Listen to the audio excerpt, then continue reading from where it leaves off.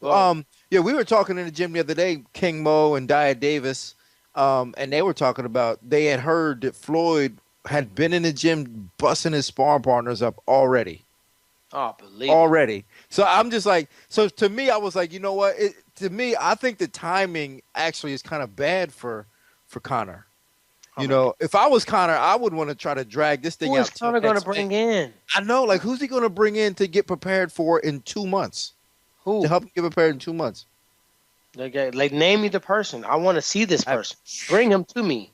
Because I'm going to tell you one thing. It's a kid named DeAndre Lattimore, they call him Bull Lattimore from St. Louis, Mhm, was a prospect and he was on the rise, right? And he mhm. got this opportunity to go spar with Floyd Mayweather, the great Floyd Mayweather, in Las Vegas, move his training camp. He moved himself there, right? You know what that person is? That What's person's that? a damn punching bag. That person's a sparring partner. He went out there, and Hmm. if, especially if you don't start getting the better of Floyd in the round. That round, the rounds are what he wants them to be. Yeah, they're 3 minute rounds. But if you want to go seven, if you want to go 10, if you want to go 12, you would have to stay in there and go the rounds how he wants to go. He can play, he can talk. It's whatever he wants to do. And man, he'll hurt you. Not just with power, just with you so fatigued you can't even hold your hands up. You miss Yeah, so many times, you forgot the basic techniques and fundamentals that you learned by your coach. And Connor has never been the nail. You know what I mean? yeah. We seen the first time he faced adversity when he got hit with a little shot and got the rear naked choke put on him. He's never been the nail. He's always been the hammer. He's always fought guys that were lesser strikers than him. This is going to be a true test. Let's see if Yeah, his actions and his mouth add up. I think he gets embarrassed, man. I think Floyd comes out and for a round or two, doesn't throw a lot of punches, just establishes his defense to let Connor know that he can't touch him. And then I think once he starts touching Connor starts lunging in with that left hand. I think he gets lit up like a And you Christmas know the tree. funny part? It don't even matter. We don't care. We Yeah, want I to be know. entertained. Yeah, I we don't don't care care. what the undercard is. Man, give me Nope. Connor and Floyd, and I will pay $80 to watch one fight.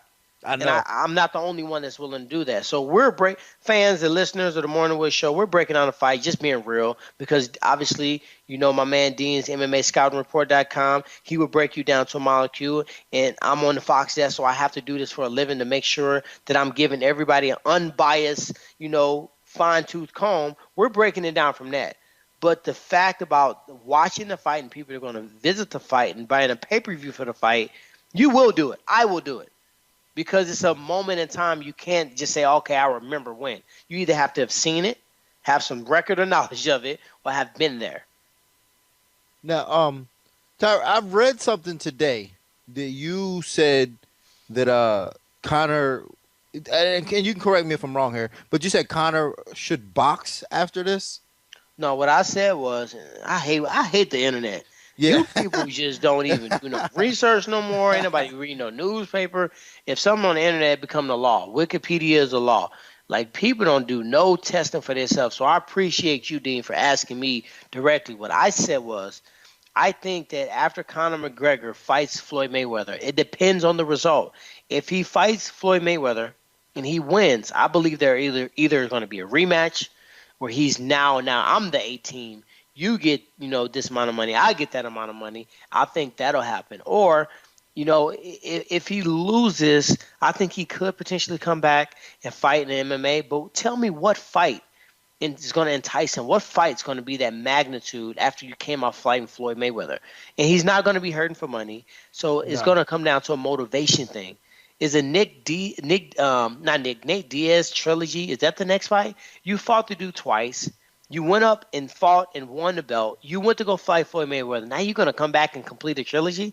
Like really? Like you're gonna No, fight that's me? there's no way for A very dangerous opponent for yourself. You're gonna fight Tony Ferguson or Habib, where they're not gonna partner with you on selling the fight. I mean, the only fight that I think makes sense is George St. Pierre, and we all know George St. Pierre. He playing everybody. I don't think a bone in his body want to fight. So, Ain't that my, the truth? yeah, my gut says that he's gonna go out here in victory.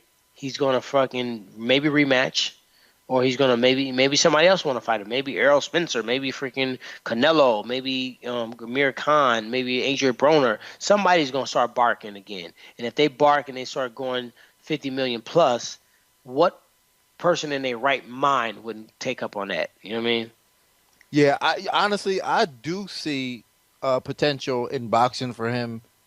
If he wins, I see him riding away. You know what I'm saying? There's no If way he he comes back. makes it 12 rounds and wins Yeah, 3 or 4 rounds, in my mind, that's a victory. that's a victory. Absolutely, It's guys that have absolutely. been in the sport their whole life that haven't been able to do that. You Yeah, know what I mean? absolutely. Canelo, how many rounds did he even win? 4 rounds? I Yeah, don't I don't even. I remember. don't I think don't he. remember he I don't even won think four he won rounds. for. He might not He even might have won. won 2 or 3 rounds. If he Yeah. goes in there, wins 4 rounds, and makes it 12, and looks fucking anywhere near that he's on that level or can survive or the mental toughness, he's gonna get a public hats off from me and many many other fans across the world. Oh yeah, I will take my hat off to him. But One I hundred see, percent. I can see him, taking this fight, and if he loses and does at least he don't even have to win rounds, but a respectable job, I could see him coming back and fighting like Amir Khan or I wouldn't. Adrian Amir Khan was Broner the or first somebody. one to call him out. Yeah, I could see him coming back to fight For Amir Khan. sure. And think about the purse difference. Like he was quote unquote, off the record, unofficially, maybe slated to fight George St. Pierre for tens of millions, 10, 15 million each. Big payday, biggest payday would have ever seen. It's reported that he made 3.5 million to show against Eddie Alvarez. We all know he probably made more. So you're talking about, middle millions to the tens of millions. Now we're talking about the upper tens of millions, 50, 60, 70, 80, maybe 100 million once you do the pay-per-view merchandising and his little pieces of whatever. Think about the endorsements alone. Watch companies, car companies, fine fashion companies. Everybody's going to come out to work. I couldn't see him leaving with less than $10 million in endorsements for this fight alone. Man, that's so crazy, man. When you think about it, like, like this sport has come to that. You know what I'm saying? This sport has come to the point where there's an MMA guy, a poor MMA kid from Ireland, now in a position to fight, the one of the best boxers of all time, and he's going to probably make $10 million in endorsements alone. Endorsements. This is so crazy. This is what I'm saying about like his self belief because, like he, in a sense, kind of willed himself into this Man, you position. got to give him credit, man. Like, Yeah, hey, I'm gonna be straight up. I can be real. I can tell you exactly what I think when I think, and I'm not gonna sugarcoat it. Conor McGregor is a boss.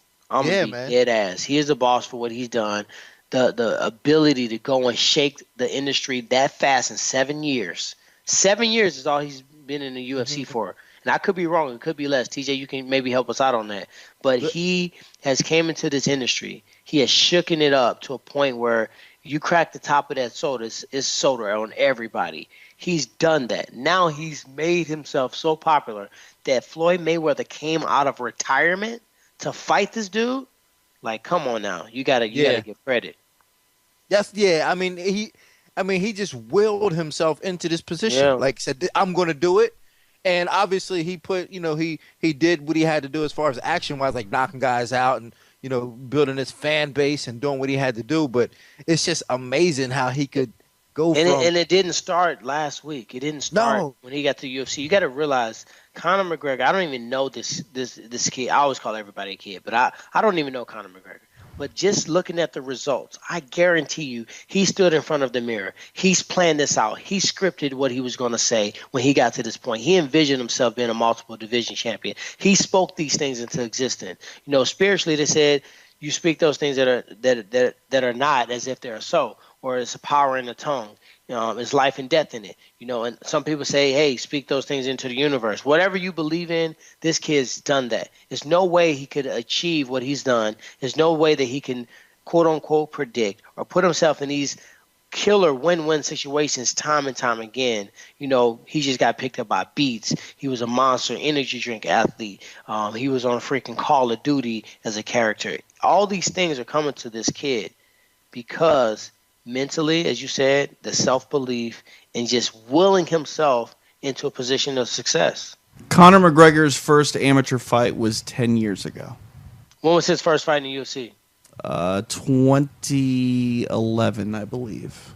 So it's perfect. Less than 7 years, six So years. who did he fought? That was against Marcus Brimage, right? Marcus Brimage.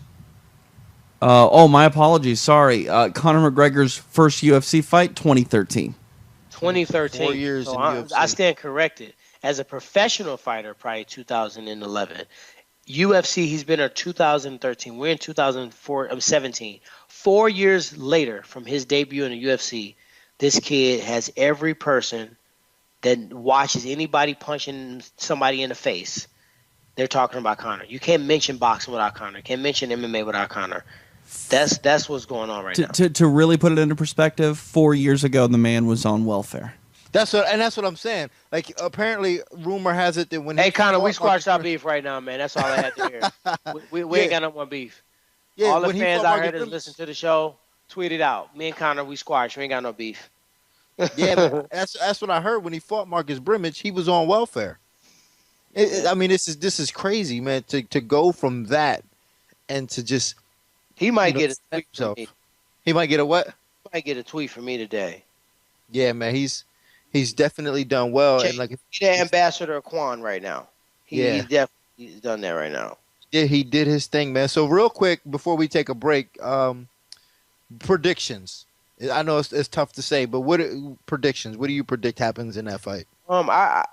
I gotta, just with everything that's going into this, man, I gotta think Conor McGregor can make it 6 rounds.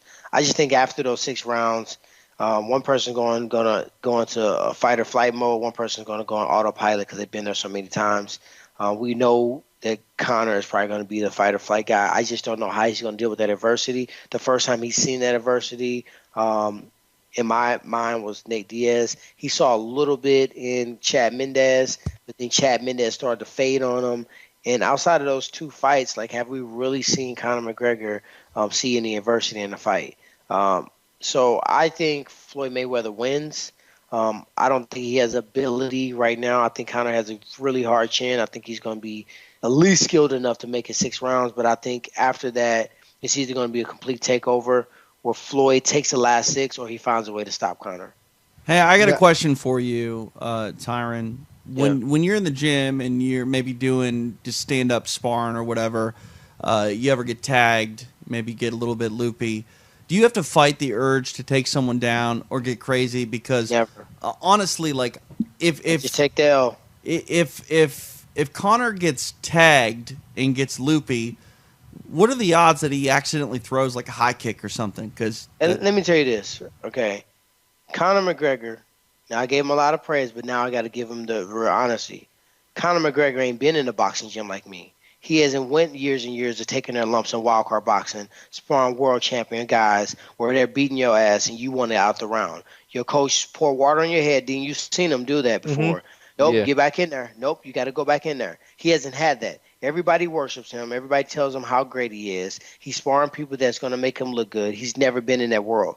Michael Bisping was in wildcard boxing sparring Latif Coyote, and after he complained so much about people wrestling him, he went in for a double leg inside the boxing ring. It's a confirmed fact, verified blue check. So what I'm saying is comparable to me and maybe a Jorge Masvidal or maybe somebody else that's been in a real-ass boxing gym that's taken some real lumps and didn't quit and kept coming back, it's no comparison. So I'm never going to resort to that. I've been in there. I know how to box. I know how to take my lumps, and I also recognize if these guys got on the wrestling mat with me, they probably wouldn't stand a chance. If they got on a jiu-jitsu match with me, they wouldn't stand a chance. And the reason I'm in there is because I want to fight and spar with somebody better than me so I can raise my level up, not to go out there and just tune somebody up. I can do that in the MMA gym. Do you think and TJ, I know where you're going with this, and a part of me thinks that this could happen too. A part of me thinks that Conor gets so frustrated that he's going to overly clinch. Yeah, he's going to clinch round 6 through 12. If he makes it, we're going to see him clinch a lot. I guarantee you. Yeah. When you miss a lot and you don't have no answer, you just want to get that person close to you because they're doing too much. You want to calm them down, and you want to stop the rain from pouring down. You want to put the umbrella up.